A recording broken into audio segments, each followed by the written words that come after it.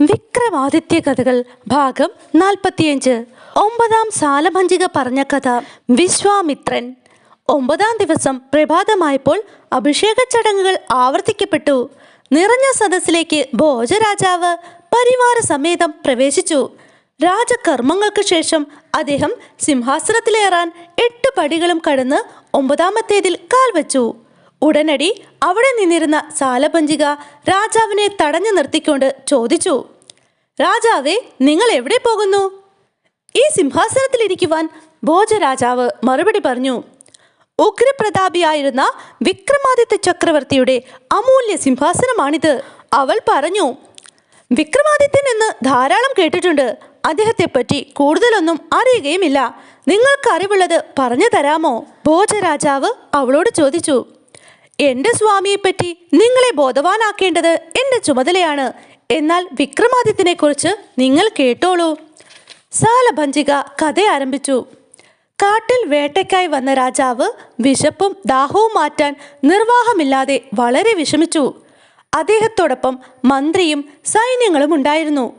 മന്ത്രി ചെന്നെത്തിയത് ഒരു താപസന്റെ സന്നിധിയിലാണ്. ആ കൊടുങ്കാട്ടിൽ തപസ് ചെയ്തു വന്നിരുന്ന ആ മുനി സാക്ഷാൽ വസിഷ്ഠനായിരുന്നു. മന്ത്രി തങ്ങളുടെ അവശനില മുനിയെ അറിയിക്കുകയും ജലം കൊണ്ടുവരുവാൻ സഹായം അഭ്യർത്ഥിക്കുകയും ചെയ്തു. ദയാലുവായ മഹർഷി തൻ്റെ തപശക്തിയാൽ ആകാശഗംഗയെ കൊണ്ടുവന്ന് പുതിയൊരു സരസ് സൃഷ്ടിച്ചു കൊടുത്തു. മന്ത്രി ഈ സന്തോഷ വാർത്ത രാജാവിനെയും സൈന്യങ്ങളെയും അറിയിച്ചു. അവർ അവിടെ വന്ന് യഥേഷ്ടം ജലപാനം ചെയ്ത് വിശ്രമിച്ചു. കുറെ കഴിഞ്ഞപ്പോൾ കഠിനമായ വിശപ്പ് അവരെ അലട്ടാൻ തുടങ്ങി. ഇത്തവണയും രാജകൽപ്പന പ്രകാരം മന്ത്രി മുനിയെ സമീപിക്കുകയും ഭക്ഷണം യാചിക്കുകയും ഉണ്ടായി. കാരുണ്യശീലനായ മുനി കാമധേനുവിനെ വിളിച്ച് അവർക്ക് വേണ്ടത്ര ഭക്ഷണം കൊടുക്കുവാൻ നിയോഗിച്ചു. വിഭവസമൃദ്ധമായ സദ്യ കഴിഞ്ഞപ്പോൾ രാജാവിൻ്റെ ചിന്തകൾക്ക് മാറ്റം വന്നു. അദ്ദേഹം വേണ്ടാത്ത രീതിയിൽ ചിന്തിക്കുവാൻ തുടങ്ങി. കാമധേനുവിനെ എങ്ങനെയെങ്കിലും സ്വന്തമാക്കണം. അദ്ദേഹം ചിന്തയോടെ നടന്നു. തൻ്റെ ആഗ്രഹം തൻ്റെ ഭടന്മാരെ അദ്ദേഹം അറിയിച്ചു. ഭടന്മാർ പശുവിനെ പിടിച്ചു കെട്ടാനായി വളഞ്ഞു. അപ്പോൾ പശു മുനിയെ വിവരമറിയിച്ചു. രാജാവ് അക്രമം പ്രയോഗിച്ചാൽ ഉചിതമായത് ചെയ്തുകൊള്ളാൻ അദ്ദേഹം കാമധേനുവിന് അനുവാദം കൊടുത്തു. തന്നെ പിടിച്ചു കെട്ടാനെടുത്ത രാജഭടന്മാരെ പശു നിമിഷം കൊണ്ട് ഭസ്മമാക്കി കളഞ്ഞു. ഈ താപസനാണ് തനിക്ക് പറ്റിയ തോൽവിക്കും നാശത്തിനും കാരണക്കാരനെന്ന് വിചാരിച്ച് രാജാവ് മറ്റ് സൈന്യങ്ങളോടൊത്ത് അദ്ദേഹത്തെ ആക്രമിച്ചു.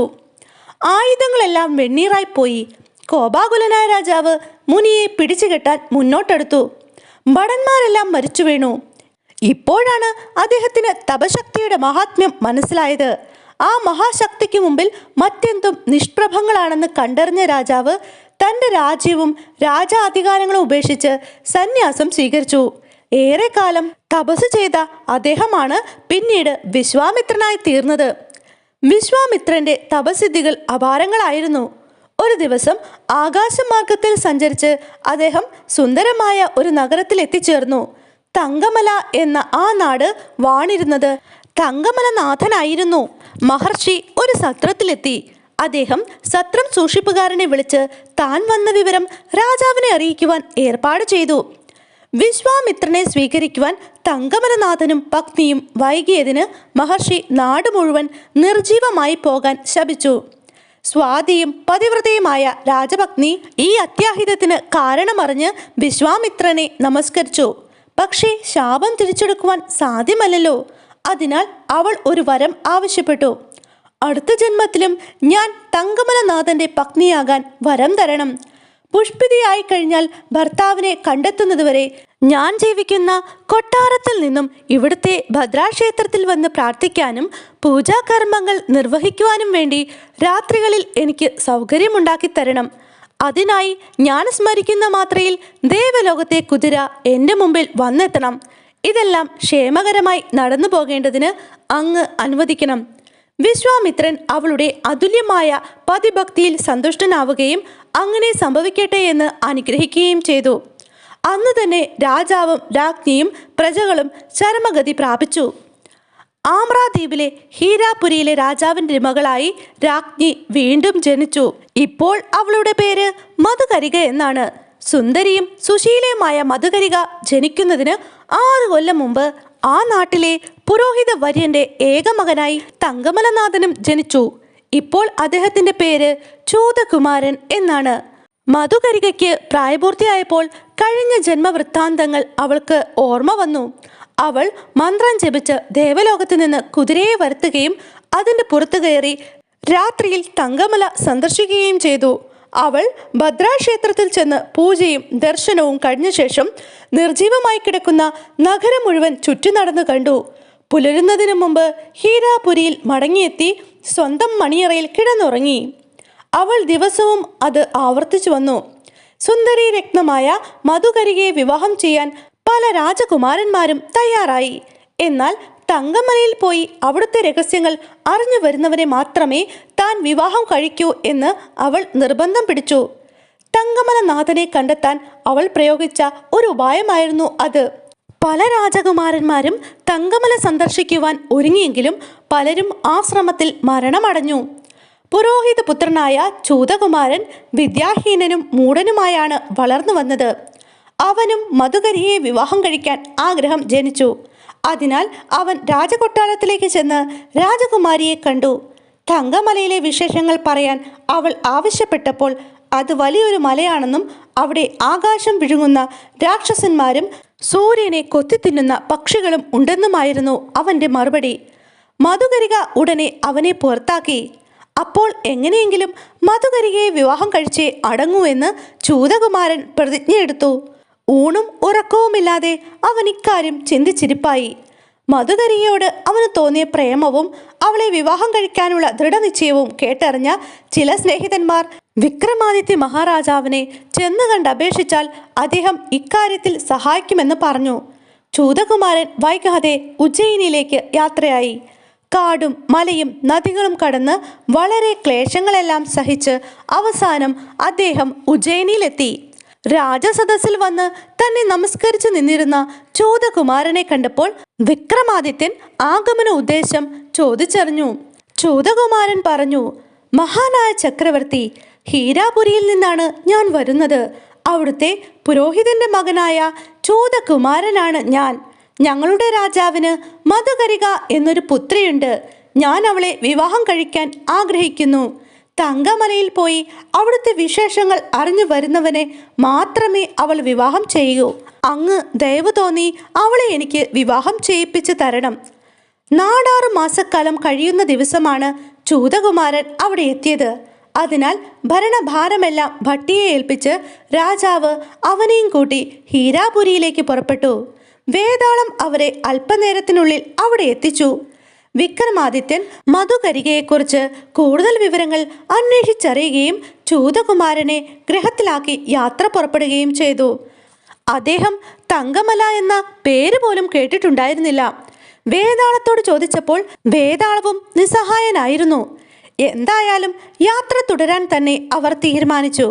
കുറെ അകലെയായി ഒരു വനമുണ്ടായിരുന്നു. അതിൻ്റെ മധ്യത്തിൽ ഒരു മൈതാനവും അവിടെയുള്ള അഗ്നികുണ്ഡത്തിൽ തിളയ്ക്കുന്ന നെയ്യോട് കൂടിയ ഒരു വാർപ്പും ഇരിക്കുന്നത് വിക്രമാദിത്യൻ കണ്ടു. വിക്രമാദിത്യൻ ചോദിച്ചു, അതെന്താണ്? വേതാളം പറഞ്ഞു, സ്വാമി, ഇവിടെ 7 മുനിമാർ വസിക്കുന്നുണ്ട്. അവരാണ് ഇവിടെ നെയ്യ് തിളപ്പിക്കുന്നത്. ദിവസവും പൂജാകർമ്മങ്ങൾക്ക് ശേഷം ഒരാൾ ചാടി മരിക്കും. 2 മഹർഷിമാർ അവരെ ജീവിപ്പിക്കും. അനന്തരം 7 പേരും ചേർന്ന് നെയ്യ് ഭാഗിച്ച് ഭക്ഷിക്കും. ഇന്നും ഒരു മുനി നെയ്യിൽ ചാടും. ഞാൻ പറയുന്നത് പോലെ ചെയ്താൽ ദിവ്യന്മാരായ ഈ മഹർഷിമാരിൽ നിന്നും ഉദ്ദിഷ്ടകാര്യപ്രാപ്തി ഉണ്ടാകും. വേതാളത്തിന്റെ നിർദ്ദേശപ്രകാരം തങ്കമല രഹസ്യം കൈക്കലാക്കണമെന്നുദ്ദേശിച്ച് വിക്രമാദിത്യൻ നെയ്യിൽ ചാടാൻ വന്ന മുനി കണ്ടു നിൽക്കെ സ്വയം അതിൽ ചാടി മരിച്ചു.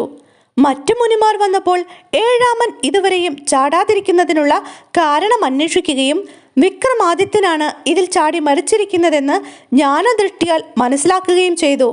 വൈകാതെ അവർ അദ്ദേഹത്തെ ജീവിപ്പിച്ചു. വിക്രമാദിത്യൻ വാർപ്പിൽ നിന്ന് പുറത്തു വന്ന് അവരെ നമസ്കരിച്ചു നിന്നു. മുനിമാർ ചോദിച്ചു, ഹേ വിക്രമാദിത്യ, നിങ്ങൾ എന്തുകൊണ്ടാണ് ഈ വാർപ്പിൽ ചാടി മരിച്ചു കളഞ്ഞത്? അല്ലയോ മഹർഷിമാരെ, ഞാൻ നിങ്ങളുടെ അനുഗ്രഹം തേടി വന്നിരിക്കുകയാണ്. എൻ്റെ മനസ്സിലെ അഭിലാഷം പൂർത്തിയാക്കി തരണം. തങ്കമല എന്ന ദേശത്തെക്കുറിച്ച് അറിയാനാണ് ഞാൻ ഉദ്യമിക്കുന്നത്. എന്നെ സഹായിക്കണം. രാജാവേ, ഞങ്ങൾ തങ്കമല എന്ന് കേട്ടിട്ട് പോലുമില്ല. ഏതായാലും ഒരു സൂത്രം പറയാം. ഇവിടെ നിന്ന് 500 നാഴിക പടിഞ്ഞാറുള്ള ഒരു വനത്തിൽ ഒരു താപസൻ വസിക്കുന്നുണ്ട്. അദ്ദേഹത്തോട് ചോദിച്ചാൽ വിവരം അറിയാൻ സാധിക്കും. അദ്ദേഹം സർവജ്ഞാനിയാണ്.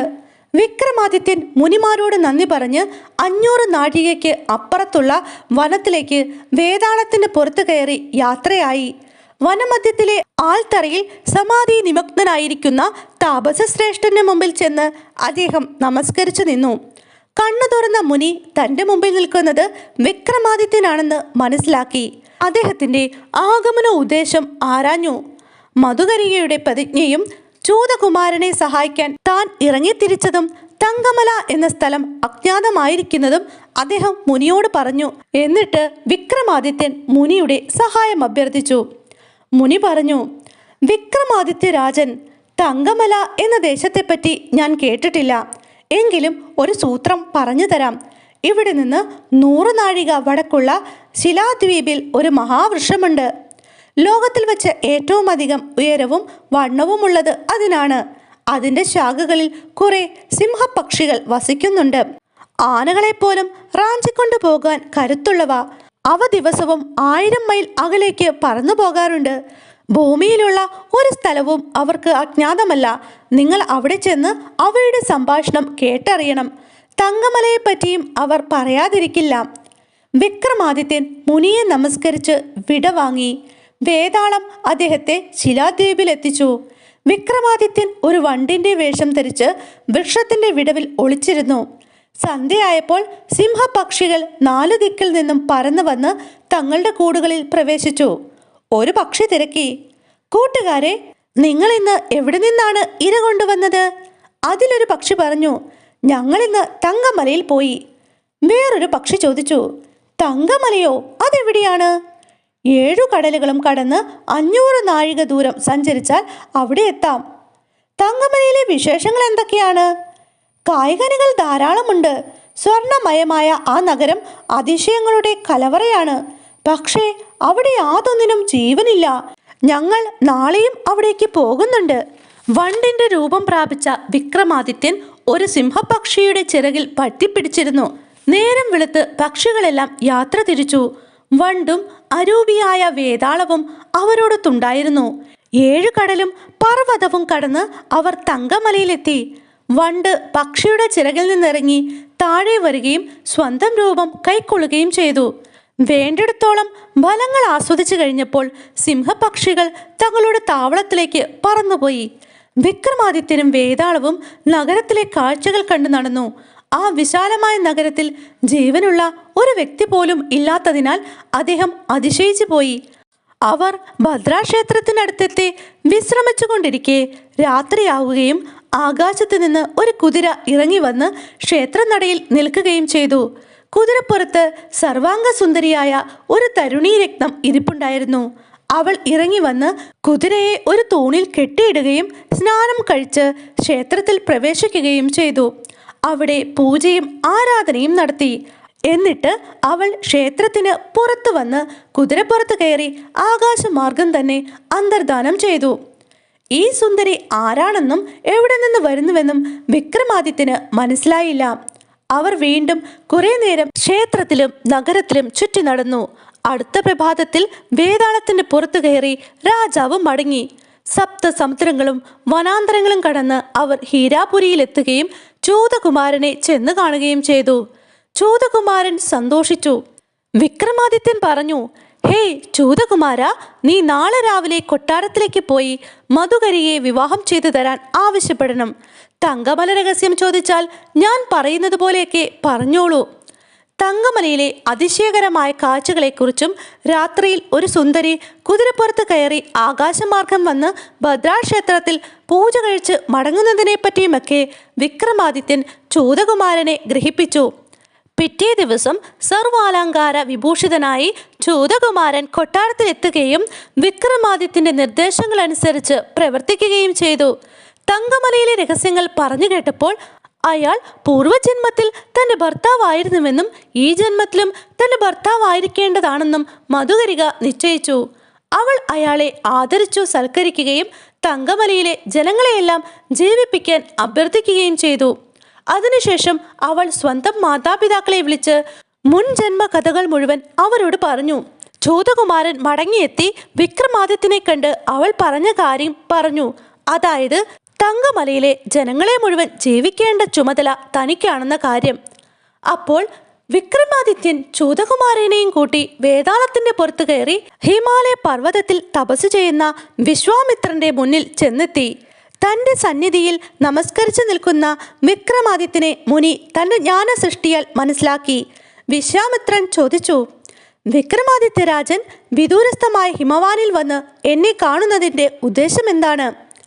മഹർഷിയെ, അങ്ങയുടെ അനുകമ്പയ്ക്ക് വേണ്ടി കൈക്കുമ്പിളും നീട്ടി നിൽക്കുകയാണ് ഞാൻ. എന്താണ് കാര്യം? കൊല്ലങ്ങൾക്ക് മുമ്പ് അങ്ങ് തങ്കമല രാജ്യത്തെ ശപിച്ച കഥ ഓർക്കുന്നുണ്ടോ? ജനങ്ങളെല്ലാം അന്ന് മരിച്ചുപോയി. പക്ഷേ അവർ ജീവിക്കേണ്ട പരതസ്ഥിതിയിലാണിന്ന്. അതിൻ്റെ സജ്ജീകരണങ്ങളെല്ലാം പൂർത്തിയായിരിക്കുന്നു. തങ്കമലനാഥനും റാണിയും ഈ ജന്മത്തിലും ദമ്പതികളായിരിക്കാൻ ആഗ്രഹിക്കുന്നു. അതുകൊണ്ട് അങ്ങ് മരിച്ചവരെയെല്ലാം പുനർജീവിപ്പിച്ചാലും. വിശ്വാമിത്രൻ പറഞ്ഞു, വത്സ, നിന്നിൽ ഞാൻ കൃപയുള്ളവനാണ്. നീ തങ്കമലയിലേക്ക് പൊയ്ക്കൊള്ളുക. അവിടെ എത്തുമ്പോഴേക്കും ജനങ്ങളെല്ലാം ജീവിച്ചെഴുന്നേൽക്കും. സന്തുഷ്ടനായ വിക്രമാദിത്യൻ ചൂതകുമാരനെയും കൊണ്ട് വേതാളത്തിന് പുറത്തു കയറി തങ്കമലയിലെത്തി. മുനിയുടെ ശാപം തീർന്നപ്പോൾ ചൂതകുമാരൻ പഴയ തങ്കമലനാഥനായി മാറി. അയാൾക്ക് കഴിഞ്ഞ കഥകളെല്ലാം ഓർമ്മ വന്നു. തൻ്റെ രാജ്യത്തിലേക്ക് തിരിച്ചെത്തിയതിൽ സന്തോഷിക്കുകയും ചെയ്തു. അയാൾ ആ വിവരം വിക്രമാദിത്യനെ അറിയിച്ചു. വിക്രമാദിത്യൻ അത് സമ്മതിച്ച് പഴയ ചൂതകുമാരനെയും കൂട്ടി ഭദ്രാക്ഷേത്രത്തിലേക്ക് മടങ്ങി. രാത്രിയായപ്പോൾ ദേവലോക കുതിരയുടെ പുറത്തു കയറി മധുകരികയും അവിടെ എത്തി. സ്വഭർത്താവായ തങ്കമലനാഥനെ കണ്ട് അവൾ ആനന്ദബാഷ്പം പൊഴിച്ചു. പെട്ടെന്ന് തന്നെ മധുകരിക പണ്ടത്തെ രാജ്ഞിയുടെ രൂപത്തിലായി. മരിച്ചു കിടന്നിരുന്ന ജനങ്ങളെല്ലാം ജീവിക്കുകയും തങ്ങളുടെ ദുർദശ നീങ്ങിക്കിട്ടിയതിന് കാരണക്കാരൻ വിക്രമാദിത്യനാണെന്നറിഞ്ഞ് അദ്ദേഹത്തെ ആദരിക്കുകയും ചെയ്തു. വിക്രമാദിത്യൻ തങ്കമലനാഥനെ വീണ്ടും അവിടുത്തെ രാജാവായി വാഴിച്ചു. ഇപ്പോൾ എല്ലാം പഴയ രൂപത്തിലാണ്. രാജാവും രാജ്ഞിയും ജനങ്ങളും വിക്രമാദിത്യ ചക്രവർത്തിയുടെ ദിവ്യശക്തിയാൽ സന്തോഷിക്കുകയും അദ്ദേഹത്തെ ഈശ്വര തുല്യനായി കരുതി പൂജിക്കുകയും ചെയ്തു. അപ്പോഴേക്കും കാടാറു മാസവാസം അവസാനിച്ചതിനാൽ വിക്രമാദിത്യന് ഉജ്ജയിനിയിലേക്ക് മടങ്ങിപ്പോകേണ്ടതായി വന്നു. രാജാവിൻ്റെയും രാജ്ഞിയുടെയും സങ്കടത്തിന് കണക്കുണ്ടായിരുന്നില്ല. പക്ഷേ വിക്രമാദിത്യൻ അവരെയെല്ലാം സാന്ത്വനിപ്പിക്കുകയും താൻ ഒരിക്കൽ കൂടി അവിടെ വന്ന് ആതിഥ്യം സ്വീകരിക്കാമെന്ന് വാഗ്ദാനം ചെയ്ത് വേതാളവുമൊത്ത് യാത്ര പുറപ്പെട്ടു. അവർ തക്ക സമയത്ത് തന്നെ ഉജ്ജയിനിയിലെത്തി. ഭട്ടിയും മന്ത്രിമാരും പ്രജകളും അദ്ദേഹത്തെ സ്വീകരിക്കാൻ കാത്തു നിൽപ്പുണ്ടായിരുന്നു. അദ്ദേഹം അവരോടെല്ലാം തൻ്റെ യാത്രാനുഭവങ്ങൾ വിവരിക്കുകയും വീണ്ടും രാജഭരണം തുടരുകയും ചെയ്തു. സാലഭഞ്ജിക കഥ പറഞ്ഞു നിർത്തി. ഭോജ മഹാരാജാവിനോട് ചോദിച്ചു, ഹേ ഭോജരാജൻ, ഞങ്ങളുടെ യജമാനനായിരുന്ന വിക്രമാദിത്യൻ്റെ പരോപകാര സ്വഭാവത്തിനും ദീനവാത്സല്യത്തിനും ഒരു ഉദാഹരണം മാത്രമാണ് ഇത്. ഇങ്ങനെയുള്ള 100 കണക്കിന് അത്ഭുത സിദ്ധികൾ അദ്ദേഹത്തിനുണ്ട്. അദ്ദേഹം പുഷ്ട തേജസ്സോടെ വാണരുളിയ ഈ സിംഹാസനത്തിലേറാൻ അങ്ങേക്ക് വല്ല യോഗ്യതയുമുണ്ടോ? സമയം ഒട്ടേറെ വൈകിപ്പോയതിനാൽ രാജാവും പരിവാരങ്ങളും സന്ധ്യാകർമ്മങ്ങൾക്കായി തിരിച്ചു പോവുകയും സദസ്സ് പിരിച്ചുവിടുകയും ചെയ്തു.